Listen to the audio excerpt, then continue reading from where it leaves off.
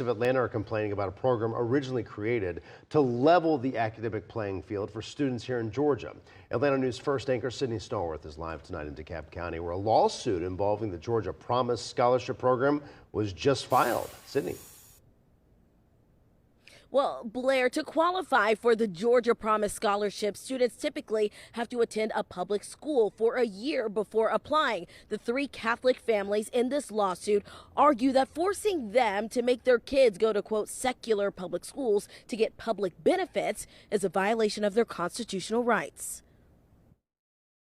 For these families, they have a religious obligation to give a religious education to their child. Three Catholic families filing this lawsuit in DeKalb County, claiming rules to qualify for the Georgia Promise Scholarship Program violate their religious freedoms and are, quote, coercive. The problem is that one of the eligibility requirements here is that the parent must send their child to a public school first. The program, passed in 2024, grants up to $6,500 in scholarship funds per child for private school tuition, homeschooling, or therapy. But to qualify, students first have to spend 2 semesters in a public school that performs in the bottom 25% academically statewide. The families argue that step violates their religious rights. So effectively, they would have to sacrifice their free exercise of religion for 1 year before they can participate in the Promise Scholarship Program. The lawsuit asked the court to strike down those requirements and order the state to award their scholarships in time for them to apply for the spring semester. The lawsuit points out the state already grants exemptions from the public school rule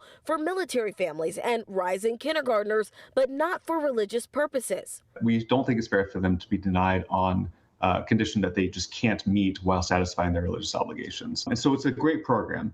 It's so great that our clients want to participate too. But not everyone feels that way. Over the past year, Atlanta News First has reported on the Georgia Promise Scholarship Program and heard mixed reviews. Parents of children who are really suffering, who are in significantly low income areas, they do not have expendable income to be able to send their kids to private school. So we need to take those dollars and invest them into the public schools where those kids are zoned for. Now, the next deadline for families to apply for the Georgia Promise Scholarship is coming up soon, Monday, August 31st. I'm told the 3 families in this lawsuit are seeking action by the court before then and also looking into possibly suing for damages. By the way, we reached out to the defendant in this lawsuit. That's the very latest from DeKalb County. I'm Sydney Stallworth, Atlanta News First.